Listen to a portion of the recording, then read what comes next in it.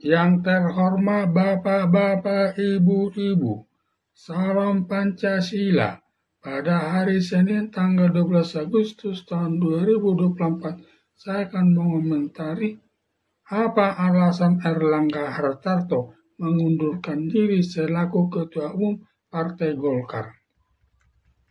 Selama ini Partai Golkar termasuk partai besar dan perkembangan cukup baik.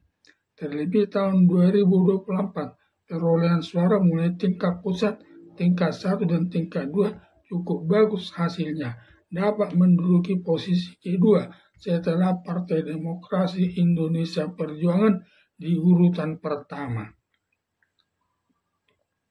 Dugaan orang semula Ketua Umum Partai Golkar akan tetap dipegang Erlangga Hartarto sampai bulan Januari tahun 2025 diduga dalam Kongres Partai Golkar bulan Januari tahun 2025 akan dipilih kedua kali Erlangga Hartarto sebagai Ketua Umum Partai Golkar. Ternyata di luar dugaan, Erlangga Hartarto mengundurkan diri selaku Ketua Umum Partai Golkar pada hari Sabtu tanggal 9 Agustus tahun 2024 dengan tujuan menyelamatkan Partai Golkar lebih berkembang lebih baik ke depan. Ada beberapa dugaan alasan Erlangga Hartarto mengundurkan diri sebagai Ketua Umum Partai Golkar antara lain: 1.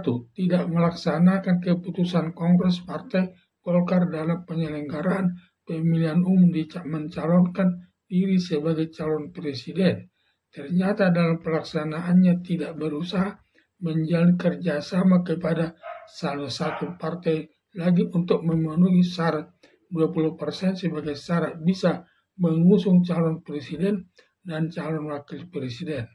Malah bergabung dengan Partai Amanat Nasional yang dipimpin Zulkifli Hasan, Partai Demokrat selaku Ketua Umumnya Harimurti Yudhoyono, Partai Bulan Bintang yang dipimpin Yusril Iza Mahendra, Partai Gelora dan Partai Gerindra mendukung calon presiden Prabowo Subianto bersama calon wakil presiden Gibran Rakabuming, sehingga ada yang menuding Erlangga Hartarto tidak taat kepada keputusan Kongres Partai Golkar. Akibat Erlangga Hartarto tidak mentaati putusan Kongres Partai Golkar, di antara senior Partai Golkar secara diam-diam di antara kader Partai Golkar ada desakan Erlangga Hartarto agar mengundurkan diri selaku Ketua Umum Partai Golkar. 3. Ada tudingan dari kalangan Partai Golkar menyatakan kenaikan perolehan suara Partai Golkar dalam pemilihan umum tahun 2024 meningkat karena pengaruh Presiden Prabowo Subianto bersama calon wakil presiden Gibran Rakabuming, bukan karena Partai Golkar sendiri. 4. Erlangga Hartarto pernah dipanggil Kejaksaan Agung terkait minyak goreng kelapa sawit masuk perbuatan korupsi. Tidak jadinya Erlangga Hartarto diproses Kejaksaan Agung sampai ke pengadilan diduga karena pengaruh Presiden Joko Widodo yang masih aktif sebagai presiden dan semua aparat penegak hukum tidak berani berseberangan dengan Presiden Joko Widodo selaku penguasa tertinggi di negara Indonesia. Semua aparat negara termasuk aparat penegak hukum sebagai bawahan Presiden Joko Widodo tidak mungkin berseberangan pendapatnya dengan Presiden Joko Widodo. Sebagai balas jasanya, pernah Erlangga Hartarto menawarkan kepada Presiden Joko Widodo sebagai penggantinya sebagai Ketua Umum Partai Golkar. Kelihatannya Presiden Joko Widodo menerimanya. Hanya saja semua kader Partai Golkar tidak setuju Ketua Umum Partai Golkar dijabat Presiden Joko Widodo karena melanggar anggaran dasar dan anggaran rumah tangga Partai Golkar.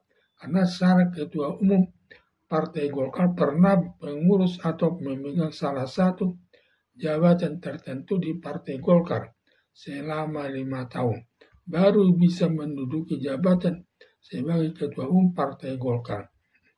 Padahal Presiden Joko Widodo jadi anggota biasa Partai Golkar, belum pernah apalagi jadi pengurus Partai Golkar. Akhirnya Presiden Joko Widodo tidak jadi sebagai Ketua Umum Partai Golkar menggantikan Airlangga Hartarto. Mengingat Presiden Joko Widodo sudah purna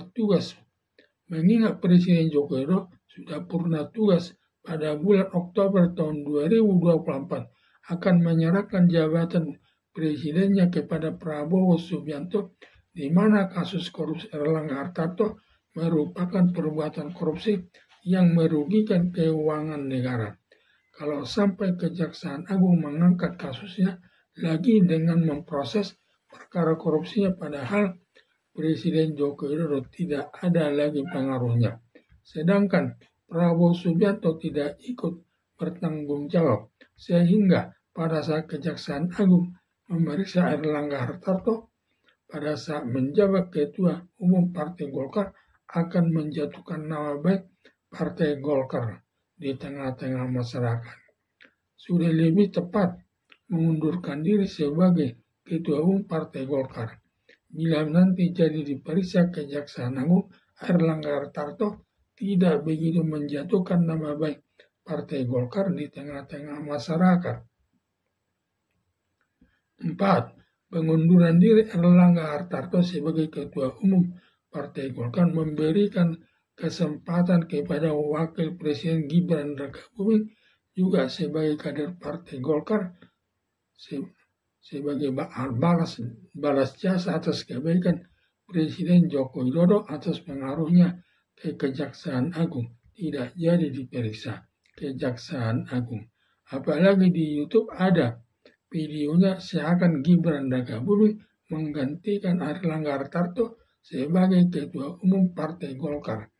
Hampir sejalan dengan anggaran dasar dan anggaran rumah tangga Partai Golkar, karena Gibran Rakabuming sudah anggota Golkar sejak diusulkan calon wakil presiden sudah hampir 1 tahun.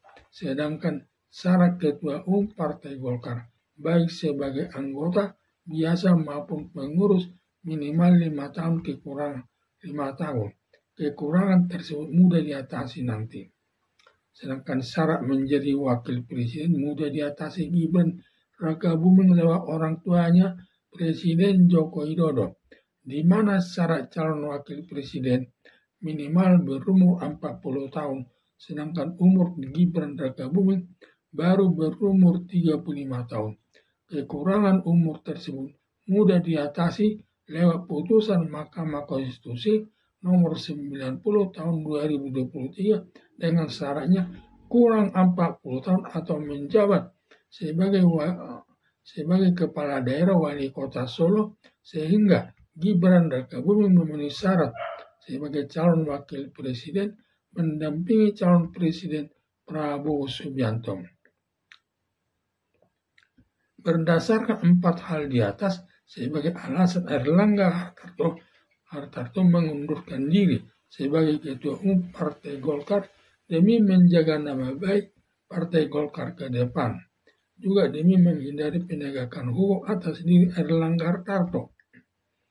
Harapan saya sudah tepat Airlangga Hartarto pada hari Sabtu tanggal 9 Oktober tahun 2024 mengundurkan diri sebagai Ketua Umum Partai Golkar demi nama baik Partai Golkar, dan juga dapat terhindar dari penegakan hukum, serta memberikan kesempatan selama 4 bulan lagi mencari pengganti Airlangga Hartarto yang lebih baik lagi memimpin Partai Golkar untuk dipilih dalam Kongres luar biasa Partai Golkar nanti.